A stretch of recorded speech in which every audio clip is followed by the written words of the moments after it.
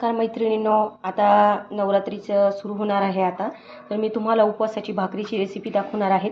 तर मी इथं 1 किलो भगर घेतलेली आहे, याला वरईचे तांदूळ पण म्हणतात. तर मी ही 1 किलो घेतलेली आहे आणि मी हा 1 वाटी साबुदाणा घेतलेला आहे त्याच्यासाठी.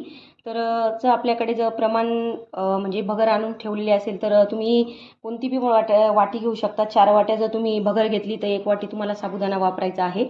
आणि 1 किलो भगरीला आपण पाव किलो साबुदाणा वापरणार आहोत.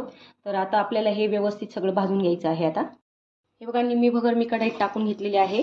आपल्याला छान भगर अशी 5 ते 7 मिनटं व्यवस्थित अशी भाजून घ्यायची आहे. ही मी निम्मी भगर घेतलेली आहे, निम्मी घ्यायची आहे, कारण सगळी एकदम भाजल्या जात नाही, त्यामुळे निम्मी भाजून घ्यायची आहे आपल्याला. आधी 5 ते 7 मिनटं झालेले आहे भगरीला भाजून. भगरीचा आपल्याला कलर काही बदलू द्यायचा नाही मैत्रिणींनो.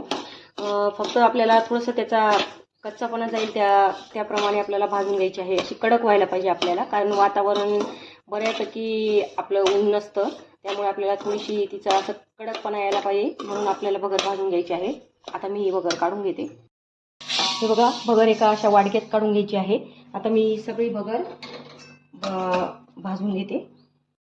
भगर आपली सगळी भाजून झालेली आहे मैत्रिणींनो. आता आपल्याला साबुदाणा भाजून घ्यायचा आहे व्यवस्थित. साबुदाण्याचं पण आपल्याला रंग वगैरे काही बदलून घ्यायचा नाही आहे. अगदी 5 ते 7 मिनटं आपल्याला त्याला भाजून घ्यायचं आहे व्यवस्थित. रंग बिलकुल बदलून घ्यायचा नाही आपल्याला. साबुदाणा छान भाजून झालेला आहे. आता मी यात भगरीमध्ये ओतून घेते. हे बघा, आता हे सगळं मिक्स करून घ्यायचं आहे, दोघं साबुदाणा आणि भगर. आणि हे आपल्याला थंड झाल्यावरच आपल्याला गिरणीतून दळून आणायचं आहे. तुमच्याकडे जर तुम्ही जर गिरणी असेल किंवा तुमच्याकडे, तुम्ही याच्यात पण दळू शकतात, आपल्या मिक्सरमध्ये पण दळू शकतात, पण मी बाहेरून दळून आणणार आहे. मी दळून आणल्यावर तुम्हाला दाखवते मग मी. हे बघा मैत्रिणींनो, पीठ छान दळून आणलेलं आहे मी उपवासाचं भाकरीचं. आता मी तुम्हाला पुढच्या व्हिडिओमध्ये मी तुम्हाला भाकरी पण दाखवेन. तर हे असं पीठ दळून आणायचं.